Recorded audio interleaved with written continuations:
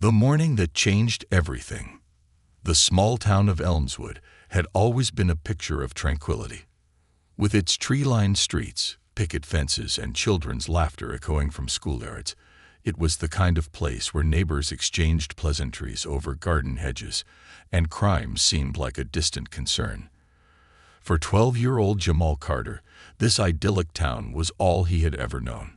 A boy with an infectious smile and a curious mind, Jamal was well loved in the community, especially by those who had seen him grow up with boundless energy and a knack for turning even mundane moments into adventures.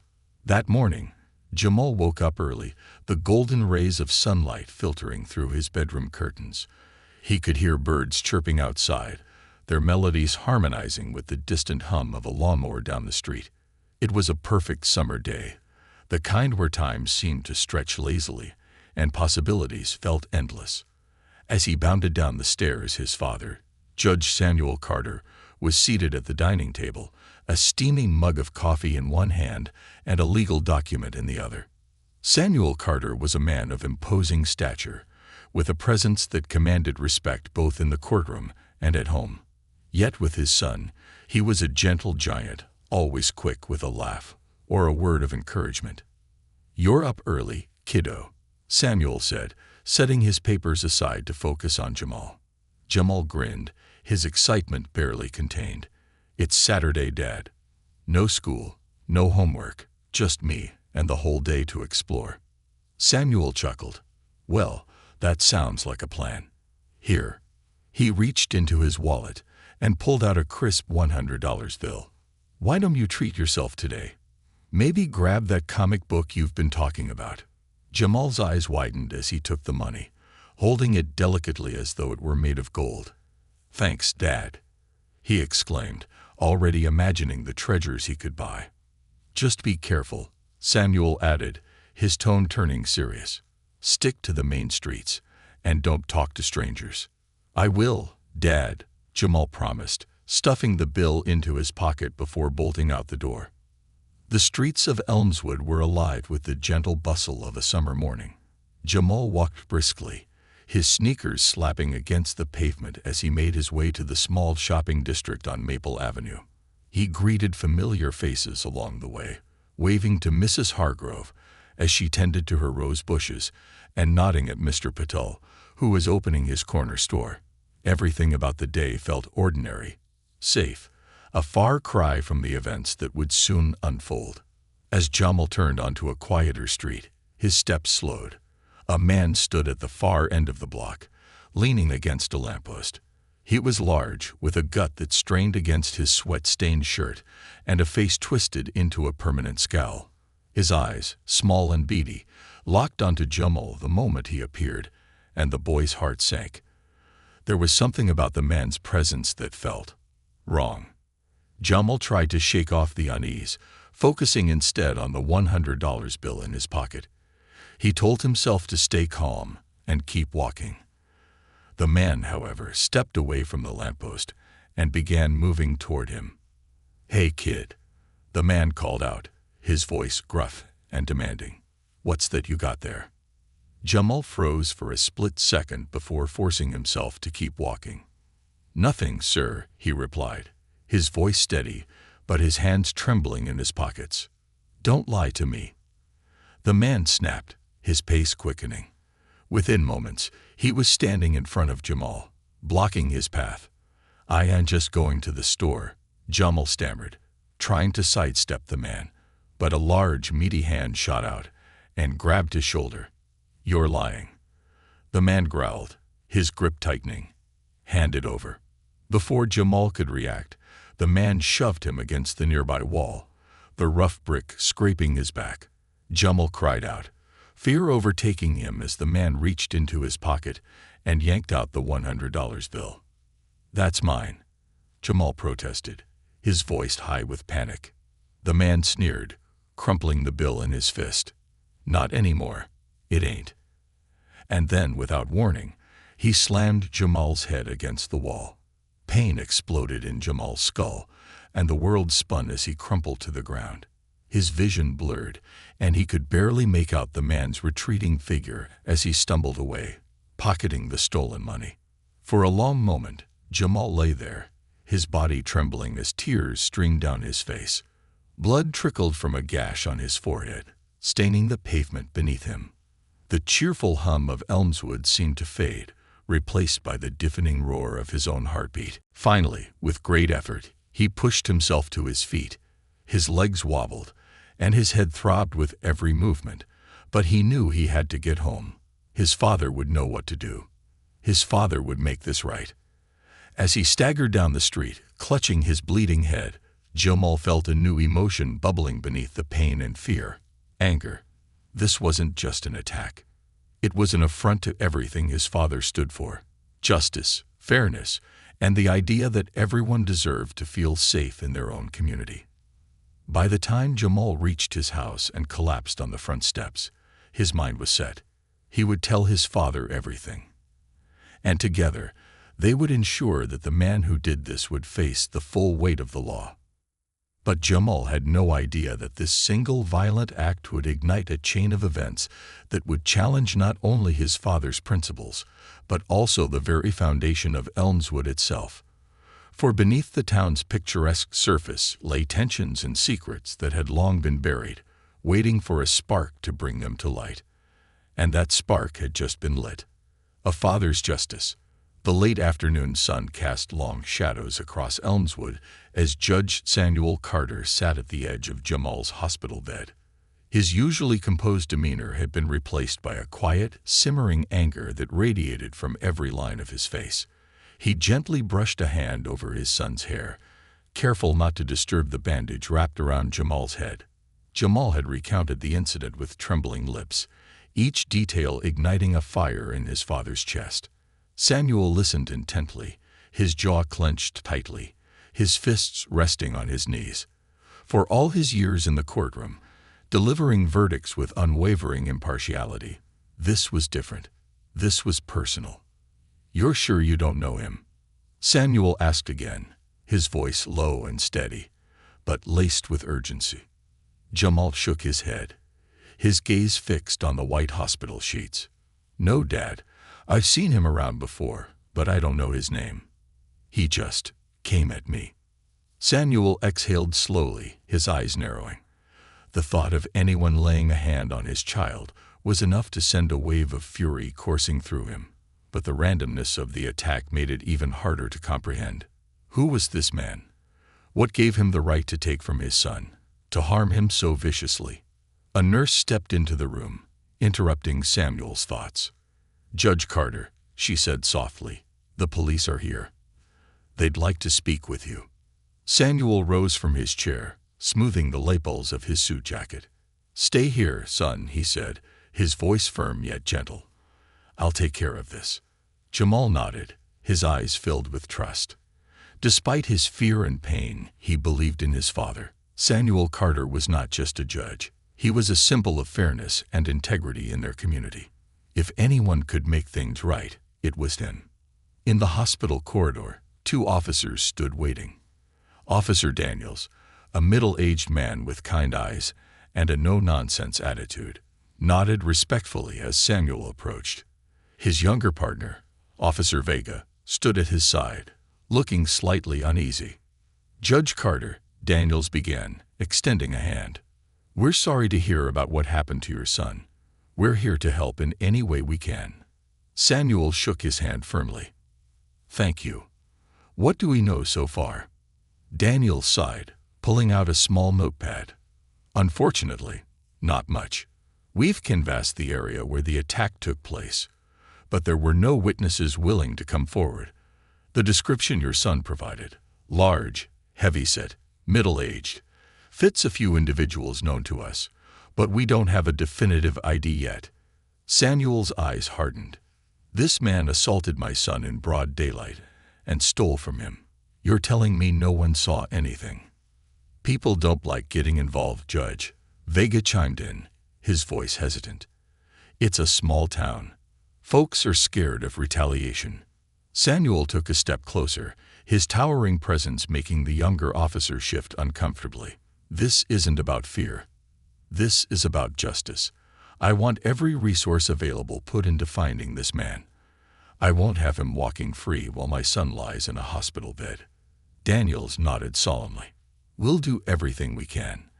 We've already started reviewing footage from nearby traffic cameras and businesses. If this guy's been seen in the area before, we'll find him. Samuel's expression softened slightly, but his resolve remained unshaken. Good. Keep me informed. As the officers left to continue their investigation, Samuel returned to Jamal's room. His son was sitting up now, staring out the window at the fading light.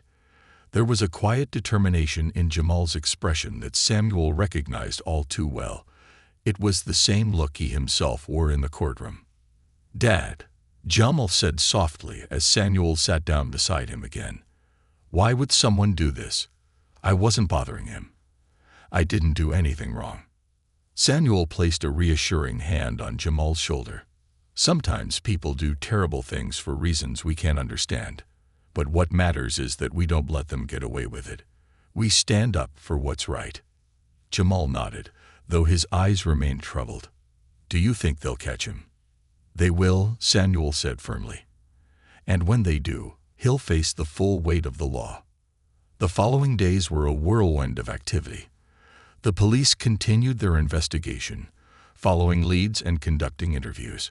Samuel, meanwhile, worked tirelessly behind the scenes, leveraging his connections and influence to ensure the case remained a priority. He reached out to local businesses, urging them to share any security footage they might have. He spoke with community leaders, encouraging them to rally their neighbors to come forward with information. But as the days stretched into a week with no significant breakthroughs, frustration began to set in. The town's whispers grew louder, rumors spreading like wildfire. Some questioned the man's motive. Was it a random act of violence, or was there something deeper at play? Others speculated about Samuel's role in the case, accusing him of using his position to seek revenge rather than justice. Samuel ignored the noise, focusing solely on finding the man who had hurt his son. But even he couldn't ignore the growing tension beneath the surface. Elmswood, for all its charm, was not immune to the undercurrents of division that ran through many small towns. Race, class, and privilege were topics often left unspoken, but the attack on Jamal had brought them bubbling to the surface. One evening, as Samuel sat in his study reviewing case files, the phone rang. It was Daniels. "We've got something," the officer said, his tone urgent. A witness came forward, a woman who works at the corner store near where the attack happened. She says she's seen the suspect around before. Samuel's heart leaped. "Do we have a name?"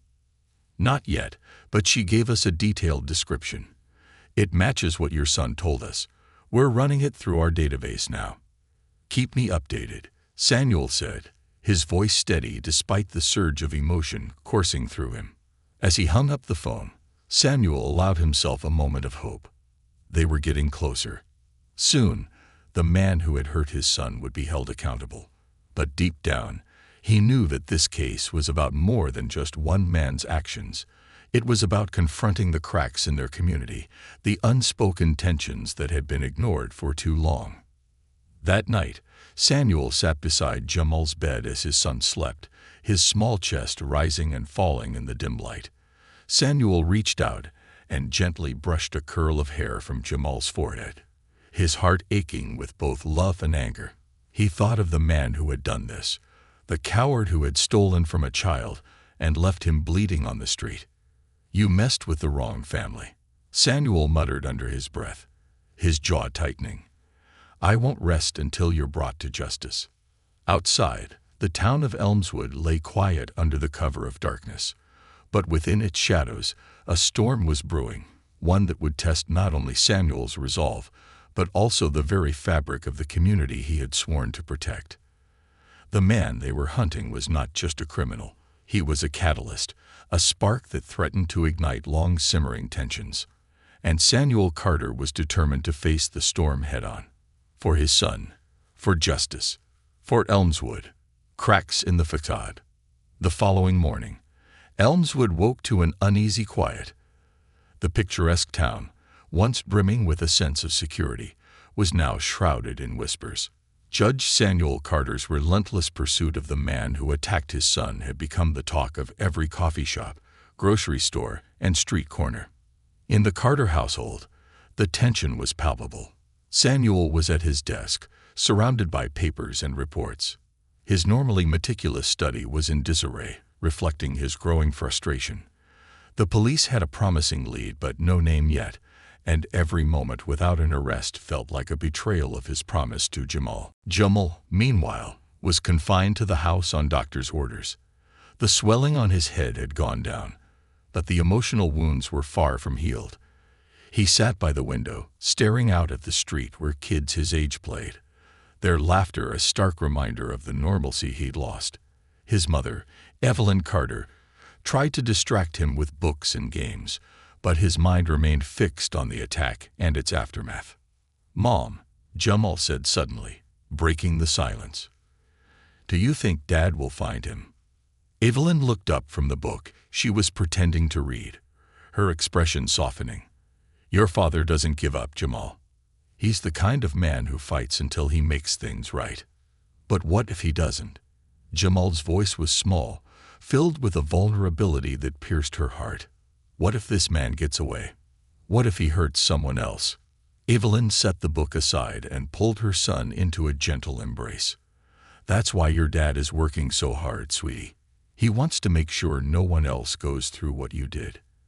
And you're strong, Jamal. You'll get through this."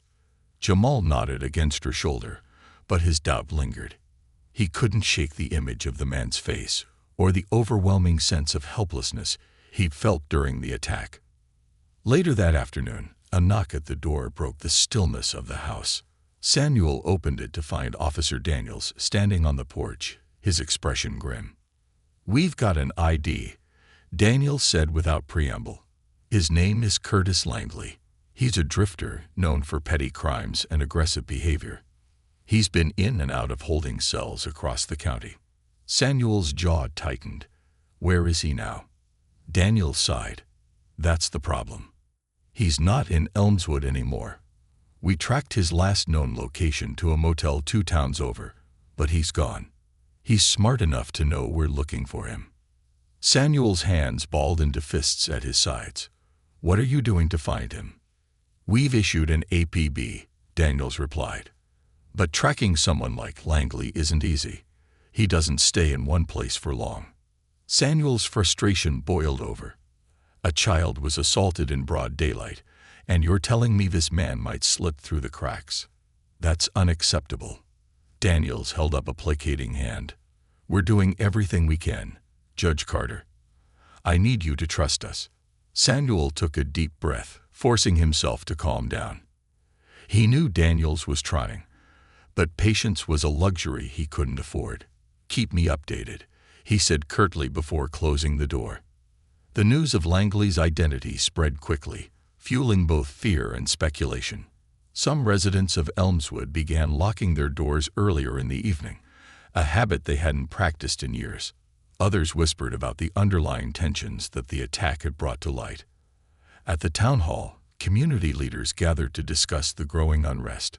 Samuel, invited as both a judge and the father of the victim, sat at the head of the table.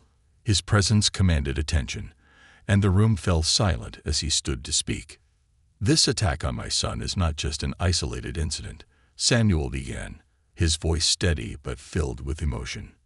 "It's a symptom of deeper issues we've ignored for too long. Curtis Langley may be one man, but his actions have exposed cracks in our community's foundation." A murmur rippled through the room.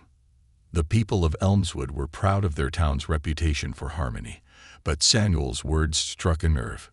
"We can't pretend this is just about one man," Samuel continued. "We need to ask ourselves why someone like Langley felt emboldened to commit such a violent act here. And we need to ensure that every member of this community feels safe, regardless of their background, their race, or their circumstances." A woman at the back of the room raised her hand. "Judge Carter, are you suggesting this was a hate crime?" Samuel hesitated. "I don't know what Langley's motives were," he admitted, "but the fact that a 12-year-old boy was attacked in broad daylight should concern all of us, regardless of the motive." The room fell silent again, the weight of his words settling over the group. Samuel knew he was walking a fine line, but he also knew this was a conversation Elmswood needed to have. That evening, as Samuel sat in his study, Evelyn entered quietly, a mug of tea in her hands. She placed it on the desk and sat across from him, her eyes filled with concern. "You're carrying a lot on your shoulders," she said softly. "You can't fix everything by yourselves, Sam." Samuel ran a hand over his face. "I know, but if I don't fight for Jamal, who will? If I don't push for answers, this town will sweep it under the rug." Evelyn reached across the desk and took his hand. "We'll get through this together. But you need to take care of yourself, too. Jamal needs his father, not just a judge." Samuel squeezed her hand, gratitude softening his features. "I'll try," he said. "But I can't rest until Langley is caught." Meanwhile, Jamal sat in his room, staring at the sketch of Curtis Langley that the police had shown him earlier. He couldn't stop replaying the attack in his mind, each detail sharpening with every memory. The fear was still there, but now it was joined by something else: determination. He opened his sketchpad, one of his favorite outlets for creativity, and began drawing. His hands moved with purpose, each stroke capturing not only the man's likeness, but also the emotions he couldn't put into words. Anger, confusion, and a deep yearning for justice flowed through his pencil. When he finished, he stared at the drawing, his chest tightening. It wasn't just a picture of Langley, it was a reminder of what he'd survived. Jamal didn't know what would happen next, but he made a silent vow to himself. He wouldn't let this define him. Outside, the streets of Elmswood were quiet, the town cloaked in an uneasy calm. But beneath the surface, tension simmered. The search for Curtis Langley continued, and with each passing day, the community's veneer of peace cracked a little more.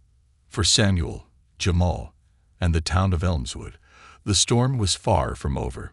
It was only just beginning. Shadows of the past. The tension in Elmswood continued to grow in the days that followed. Curtis Langley remained at large, and while the police pursued leads, Samuel Carter felt the burden of inaction pressing heavily on his shoulders. The attack on Jamal wasn't just a random act of violence. It had become a symbol, a rallying point for deep-seated frustrations in the community. For years, Elmswood had prided itself on being a harmonious town, but Samuel knew better. Beneath the pristine surface lay a history of quiet divisions and unspoken grievances. Now those cracks were becoming impossible to ignore. That evening, Samuel sat in his study, poring over old court records. He had pulled every file involving Curtis Langley, hoping to find some insight into the man's motives or patterns. The records painted a picture of a troubled individual, arrests for theft, assault, and vagrancy, but nothing to suggest why he had targeted Jamal so viciously. Evelyn entered the study, her expression a mix of concern and exhaustion. She set a plate of untouched dinner on the desk. "You've been at this for hours," she said softly. "I have to find something," Samuel replied, not looking up. "Anything that explains why he did this." Evelyn sat across from him, folding her hands. "What if there isn't an explanation, Sam? What if he's just a broken man who lashed out?" Samuel's jaw tightened. "That's not good enough. There has to be a reason. People don't just attack children for no reason." Evelyn sighed. "I know you want answers, but you're carrying more than just this case. You're trying to fix the whole town." Samuel finally looked at her, his eyes filled with frustration. "This town needs fixing, Evelyn. People are scared to speak up. The community is divided in ways no one wants to admit. This attack didn't happen in a vacuum." Evelyn reached out and took his hand. "You can't shoulder it all alone, Sam. You're a judge, not a savior." Samuel's gaze softened, and he nodded reluctantly. I can't let Jamal think I gave up." "You won't," Evelyn said firmly. "But you need to take care of yourself, too. Jamal needs his father whole, not consumed by anger." Meanwhile, Jamal sat in his room, staring at the drawing he had made of Curtis Langley. His hands clenched the edges of the paper as anger and fear battled within him. He wanted to understand why this man had attacked him, but no answers came. Instead, he found himself replaying the moment over and over, his mind unable to let go. He set the drawing aside and pulled out his journal, a habit his mother had encouraged years ago. Writing always helped him sort through his emotions, and now, more than ever, he needed clarity. "Why did he pick me?" Jamal wrote. "I didn't do anything to him. Was it because I was alone? Because I'm a kid? Or was it something else?" The pen hovered over the page as a darker thought crept in. Was it because I'm black? Jamal had never thought much about race before. Elmswood was a predominantly white town, but he had always felt accepted, or at least he thought he had. Now, he wasn't so sure. The attack had shaken his sense of belonging, and the whispers he overheard from neighbors and classmates only deepened his uncertainty. He closed the journal and stared out the window, his reflection superimposed against the darkening sky. For the first time, he felt like an outsider in his own home. The next morning, Samuel met with Officer Daniels at the police station. Daniels looked haggard, his shirt rumpled, and his eyes bloodshot from too many sleepless nights. "We've got a possible lead," Daniels said, pushing a grainy photograph across the desk. Langley was spotted at a gas station 2 counties over. A clerk recognized him from the APB and called it in. Samuel studied the photo. Langley's hulking figure was unmistakable, even in the blurry image. Did they catch him? Daniels shook his head. "He was gone by the time we got there, but we're closing in. He's running out of places to hide." Samuel leaned back in his chair, frustration bubbling beneath the surface. "He's been running circles around us for weeks. If we don't catch him soon, people are going to start losing faith." Daniels nodded grimly. "I know, but these things take time. We have to be thorough." Samuel's jaw clenched. He knew Daniels was right, but patience had never been his strong suit, not when his family was involved. As the search for Langley continued, Elmswood's divisions began to surface more openly. At the local diner, a heated argument broke out between 2 patrons, one who believed the attack on Jamal was racially motivated, and another who insisted it was just a random crime. "These kinds of things don't just happen out of nowhere," one man said, his voice rising. "You think it's a coincidence he targeted a black kid? You're stirring up trouble," the other man shot back. "This town's had enough problems without you making it about race." The argument drew a small crowd, the tension palpable. It wasn't the first such incident, and Samuel knew it wouldn't be the last. The town's carefully maintained image of harmony was unraveling, and Langley's crime had become a flashpoint for long-simmering grievances. One evening, as Samuel prepared to leave the courthouse, he found a small group of community members waiting for him on the steps. Among them was Pastor Elijah Green, a respected figure in Elmswood's black community, and Carol Fisher, a prominent business owner. "Judge Carter," Pastor Green said, his deep voice steady. "We need to talk." Samuel nodded and led them to his office. Once inside, the group wasted no time. "This town is on edge, Sam," Carol began.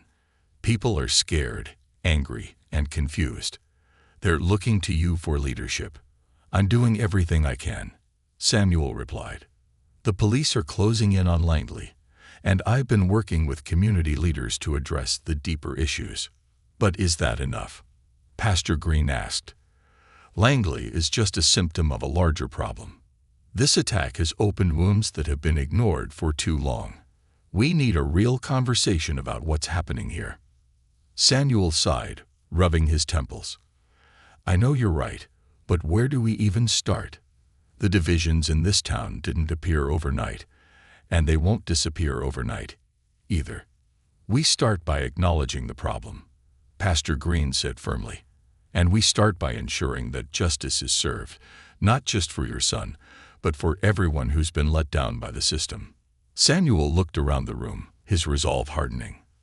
"Then that's what we'll do. Together." As the meeting ended and Samuel walked home, He felt a glimmer of hope for the first time in weeks. The road ahead would be difficult, but he wasn't alone. The attack on Jamal had shaken Elmswood to its core, but it had also brought people together, people who were ready to confront the town's flaws and fight for a better future. But first, they had to find Curtis Langley, and Samuel was determined to see that day come, no matter what it took. The storm breaks. The quiet tension in Elmswood reached its boiling point as Curtis Langley's name spread like wildfire through the community. The once idyllic town had become a battleground of conflicting emotions, fear, anger, and a hunger for justice. Samuel Carter, at the center of it all, felt the weight of his dual roles pressing down on him. As a judge, he was a symbol of justice. As a father, he was a man fighting for his son. The two roles often complemented each other, but now they seemed to clash, pulling him in different directions. Early one morning, Samuel received a call from Officer Daniels. His heart raced as he picked up the phone, hoping for news of Langley's capture. "We've got him," Daniels said, his voice tinged with exhaustion but also relief. Langley was arrested in Cedar Ridge early this morning. He was trying to check into a motel under a fake name. A clerk recognized him and tipped us off. Samuel exhaled, the tension in his chest easing slightly. "Is he in custody now?" "Yes, he's being transported back to Elmswood as we speak," Daniels confirmed. "We'll be booking him later today." "Good," Samuel said, his voice firm. "I'll be at the station when he arrives." After hanging up, Samuel sat back in his chair, his mind swirling with emotions. Relief was the first to surface. Langley was finally caught. But beneath it was a simmering anger, a desire to see the man who had hurt his son held accountable. He rose from his chair and went to find Evelyn, who was preparing breakfast in the kitchen. The smell of freshly brewed coffee filled the air, but the usual comfort it brought was absent. "They've got him," Samuel said, leaning against the doorway. Evelyn turned to face him, her expression unreadable. "Langley?" Samuel nodded. "They arrested him this morning. He'll be here soon." Evelyn set down the spatula she'd been holding and crossed the room to stand in front of him. "What happens now?" "I'll make sure the law takes its course," Samuel replied, his voice steady. "He'll be charged and tried, and justice will be served." Evelyn placed a hand on his arm. "Sam, I know you're angry, but promise me you'll stay objective. You're a judge, not an executioner." Samuel met her gaze, his jaw tightening. "I know, but this isn't just about Langley. It's about what he represents." Evelyn sighed. "Just don't lose yourself in the process. Jamal needs his father more than he needs a crusader." By the time Langley arrived at the police station, word of his capture had already spread. A crowd had gathered outside, a mix of reporters, concerned citizens, and those who wanted to see the man who had shaken their community. The atmosphere was electric, charged with both relief and anger. Samuel arrived shortly after, his presence drawing murmurs from the crowd. He moved through them with purpose, his expression unreadable as he entered the station. Inside, he found Officer Daniels and a handful of other officers standing around Langley, who was seated in handcuffs at a table. Langley was exactly as Jamal had described him. Large, heavy-set, with a face hardened by years of bitterness and anger. His eyes darted around the room, taking in the faces of those who stood before him, but there was no remorse in his gaze. Samuel stepped forward, his presence commanding the room. Langley's eyes locked onto him, and for a moment, the two men stared at each other in silence. "You're the boy's father," Langley said finally, his voice rough and dismissive. "Figures." Samuel's fists clenched at his sides, but he forced himself to remain calm. "I'm also the judge who will ensure you face the consequences of your actions." Langley smirked, leaning back in his chair. "Consequences? For what?" "Giving a punk kid what he deserved." The room fell silent, the officers exchanging uneasy glances. Samuel stepped closer, his voice low and steady. "You attacked an innocent child. You stole from him and left him bleeding in the street. Whatever you think he deserved, The law says otherwise. Langley shrugged, his smirk fading into a sneer. The law. That's all people like you ever talk about. But where was the law when I needed help? Where was the law when I was out on the streets, starving, with no one to give a damn? Samuel felt a flicker of something unexpected. Pity. Langley's words hinted at a lifetime of hardship, a world far removed from the safety and privilege Samuel had worked to provide for his own family. But that pity was quickly overshadowed by the memory of Jamal's battered face, his son's fear and pain. The law doesn't excuse what you did, Samuel said firmly. You made a choice, Langley, and now you'll face the consequences. Langley said nothing, his sneer fading as the officers led him away to a holding cell. Samuel watched him go, a mixture of emotions swirling within him. Later that day, Samuel returned home, his mind heavy with the weight of what had transpired. He found Jamal sitting in the living room, his sketchpad open on his lap. They caught him, didn't they? Jamal asked without looking up. Samuel nodded, sitting beside him. They did. He's in custody now. Jamal's grip on the sketchpad tightened. What happens to him? He'll go to trial, Samuel explained. And if he's found guilty, he'll be sentenced. Jamal nodded slowly, his eyes fixed on the page. Do you think he'll feel sorry for what he did? Samuel hesitated, unsure how to answer. I don't know, Jamal. Some people don't see the wrong in their actions, but that doesn't mean we don't hold them accountable. Jamal looked up at his father, his expression serious. Will it make a difference? Putting him in jail? It might, Samuel said honestly. But what matters most is that we don't let his actions define us. We focus on healing and making our community stronger. Jamal nodded, a flicker of understanding in his eyes. I just want things to go back to normal. Samuel placed a hand on his son's shoulder. We'll get there, son.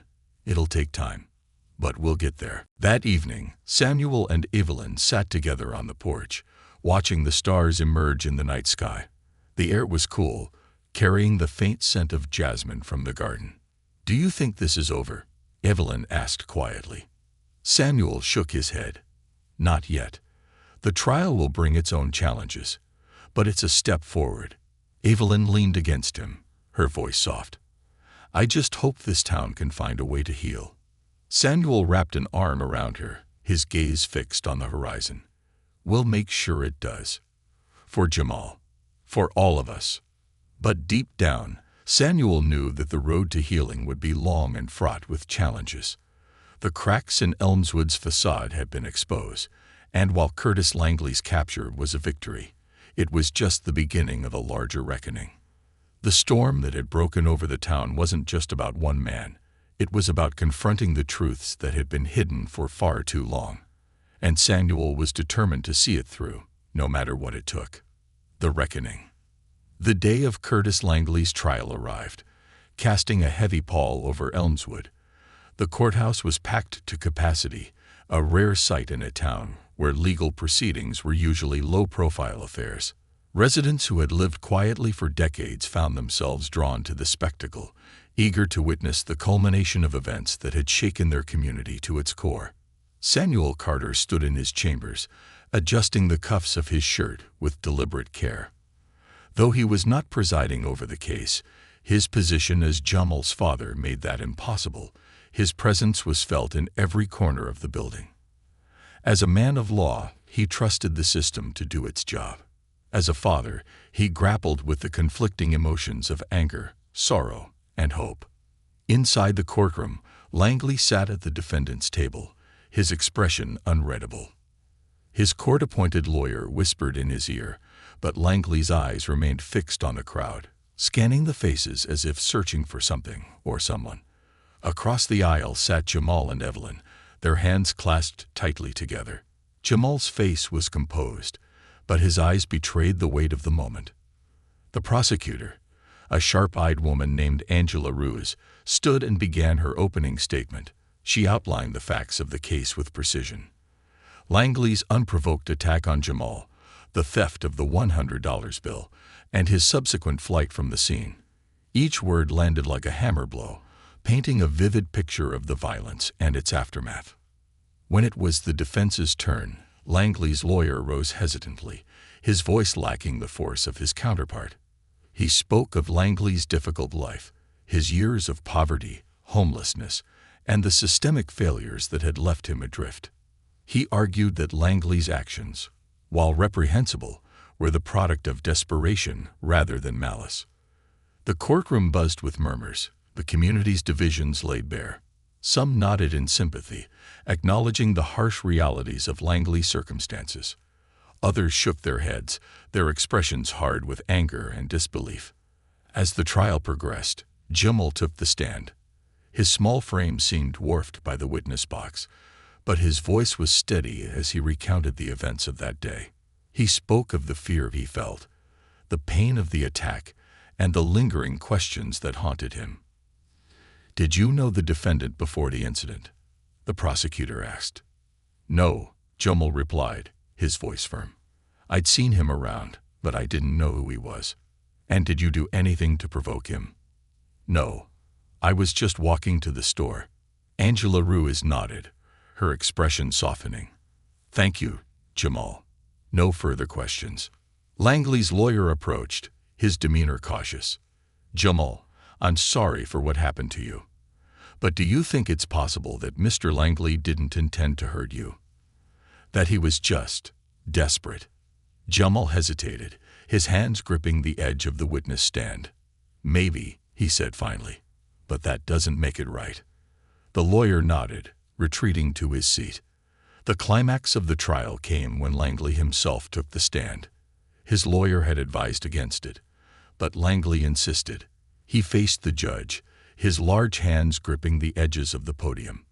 "I didn't wake up that morning planning to hurt a kid," Langley began, his voice rough. "But when I saw him, I saw something I didn't have. A kid walking free, holding money like it didn't mean a thing. And it made me angry. I wasn't thinking. I just acted." His words hung in the air, the courtroom silent. "Do you regret what you did?" the prosecutor asked, her tone sharp. Langley's eyes flickered to Jamal, then back to the prosecutor. "I do," he said. "Not because I got caught, but because I see now what I did to that boy. I was wrong." For the first time, a trace of vulnerability appeared on Langley's face, but the prosecutor pressed on, her voice unwavering. "Regret doesn't erase the trauma you caused. Jamal Carter will carry the scars of your actions for the rest of his life." Langley said nothing, his head bowing slightly. The jury deliberated for hours, the weight of their decision evident in their somber expressions. When they finally returned, the courtroom fell silent, the air charged with anticipation. On the charge of assault and battery, we find the defendant, Curtis Langley, guilty. On the charge of theft, we find the defendant guilty. The judge's gavel came down with a resounding thud, sealing Langley's fate. He was sentenced to 10 years in prison, with the possibility of parole after 5. As the courtroom emptied, Samuel found himself alone in the hallway, staring out a window at the bustling street below. The trial was over, but his mind was far from at ease. Justice had been served, but the underlying issues that Langley's case had brought to light remained unresolved. Evelyn approached, her hand slipping into his. "It's done," she said softly. "We can move forward now." Samuel nodded, though his gaze remained fixed on the horizon. "Moving forward means more than just closing this chapter. We have to address what's broken in this town. And we will," Evelyn said firmly. "But for now, let's take care of our family." That evening, the Carters sat together on their porch, the cool night air wrapping around them. Jamal leaned against his father, his head resting on Samuel's shoulder. "Do you think he meant it?" Jamal asked, his voice quiet. "Meant what?" Samuel replied. "When he said he was sorry." Samuel considered the question carefully. "I think part of him did, but being sorry doesn't change what he did. What matters now is that you don't let his actions define you." Jamal nodded, his eyes fixed on the stars. "I'll try." Samuel placed a protective arm around his son, his heart heavy but resolute. The trial had been one battle in a much larger fight, a fight for justice, for unity, and for a future where no child in Elmswood would have to endure what Jamal had. As the town began to heal, Samuel knew the road ahead would be long and difficult. But for his son, for his family, and for the community he called home, he was willing to fight every step of the way. As the Carters sat quietly on their porch, the weight of the day lingered in the air like a heavy fog. The town of Elmswood seemed to exhale after the trial, the tension that had gripped it for weeks loosening, though not disappearing entirely. Justice had been served, but Samuel Carter knew better than to think it was the end of the story. The next morning, Samuel was back in his study. Stacks of papers, reports, and community letters cluttered his desk. The trial might have concluded, but the questions it raised about Elmswood's deeper issues refused to be silenced. He flipped through a letter from Pastor Green, outlining plans for a community forum to discuss the town's divisions. Samuel had agreed to attend and help moderate, but the task felt daunting. Still working. Evelyn's voice broke the silence as she entered, carrying 2 cups of coffee. Samuel looked up, exhaustion etched in his features. "Always," he replied with a faint smile. The trial was just one piece of the puzzle. This town, it needs more than a verdict to heal. Evelyn handed him a cup and sat across from him. "You can't fix everything overnight, Sam, but you've already taken the first step. People are talking. They're thinking about things they've ignored for years." Samuel nodded, his gaze drifting toward the window. "I just hope it's enough." Later that day, Jamal sat on the porch steps, his sketchpad open on his lap. He wasn't drawing Curtis Langley this time. Instead, he sketched the faces of the people who had supported him. His parents, Pastor Green, Officer Daniels, even Angela Ruiz. Each stroke of his pencil was a small act of reclaiming his narrative, a way to focus on the strength he'd found in others rather than the fear he'd endured. As he worked, a familiar voice called out from the street, "Hey, Jamal." Jamal looked up to see his friend Malik riding his bike up the driveway. Malik had been a constant source of encouragement during Jamal's recovery, visiting often and keeping him updated on the latest school gossip. "Hey, Malik," Jamal said, setting his sketchpad aside. "You coming back to school next week?" Malik asked, hopping off his bike. "Yeah," Jamal replied, though his tone lacked enthusiasm. The thought of returning to school, where he knew some kids whispered about the attack, made his stomach churn. Malik seemed to sense his hesitation. "Don't worry about what people say. You didn't do anything wrong." "I know," Jamal said softly. "It's just hard." "Yeah, but you're tough," Malik said firmly. "And you've got people who've got your back." Jamal smiled faintly, Malik's confidence lifting his spirits. For the first time, he felt a flicker of excitement about returning to normal life. That evening, Samuel attended the community forum at the town hall. The room was packed, the atmosphere charged with a mixture of apprehension and hope. Pastor Green stood at the podium, his calm, commanding presence setting the tone for the evening. "We're here tonight to begin a conversation," he said, his deep voice carrying over the crowd. "The events of the past weeks have exposed fractures in our community, fractures we can no longer ignore." Samuel listened as residents shared their thoughts and experiences. Some spoke of feeling unheard, others of witnessing injustice, but fearing retaliation if they spoke up. A young woman stood and recounted her own experience with prejudice, her voice trembling but resolute. When it was Samuel's turn to speak, he rose and approached the podium, his heart heavy with the weight of responsibility. "I'm here as a judge," he began, "but more importantly, I'm here as a father. What happened to my son was a wake-up call, not just for my family, but for this entire town. It forced us to confront truths we've been avoiding for far too long." He paused, scanning the faces in the crowd. Justice isn't just about trials and verdicts. It's about ensuring that every person in this community feels safe, valued, and heard. That's not something one man or one court can accomplish. It's something we have to do together. The room erupted in applause, the collective energy of the crowd a tangible force. For the first time, Samuel felt a glimmer of hope that Elmswood could become the community it had always aspired to be. In the weeks that followed, the town began to change. The community forum sparked new initiatives, from neighborhood watch programs to discussions in schools about empathy and inclusivity. Pastor Green and Carol Fisher led efforts to bridge divides, organizing events that brought people from different backgrounds together. Jamal returned to school, his steps tentative but steady. The whispers he had feared were there, but so were words of encouragement and gestures of support. Teachers checked in with him, classmates included him in activities, and Malik stayed by his side, reminding him of his strength. One afternoon, as Jamal walked home, he noticed something on a lamppost, a flyer for an art competition at the local community center. The theme was resilience.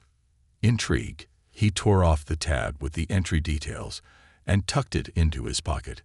That evening, he showed the flyer to his parents. "I think I'd want to enter," he said, his voice uncertain but determined. Samuel and Evelyn exchanged a look, their pride evident. "You should," Evelyn said. "Your art has always been powerful. This is a chance to share your story." On the day of the competition, Jamal unveiled a piece that left the judges and audience speechless. It was a collage of faces, his family, his friends, the people who had supported him through his ordeal. In the center was a depiction of himself, standing tall, a faint scar on his forehead, but a look of determination in his eyes. Behind him, a shadowy figure represented Langley, but it was fading into the background, overshadowed by the light surrounding Jamal. The piece won first place, but more importantly, it gave Jamal a sense of closure. For the first time since the attack, he felt like he was reclaiming his story, not as a victim, but as a survivor. As the Carters sat together that evening, Jamal's ribbon and artwork displayed proudly on the mantel, Samuel reflected on the journey they had been through. The trial, the town's reckoning, and Jamal's resilience had transformed not only their family but the entire community. "We've come a long way," Samuel said, his voice quiet but filled with pride. Evelyn nodded, her hand resting on his. "And we've still got a long way to go, but we're stronger for it." Jamal looked up from his sketchpad, his eyes shining. "We're not just stronger, we're unbreakable." Samuel smiled, his heart swelling with love for his son. For all the pain and challenges they had faced, they had emerged on the other side, not unscared, but unbroken. And for Elmswood, the storm that had once seemed poised to tear it apart had instead become the catalyst for a brighter, more united future.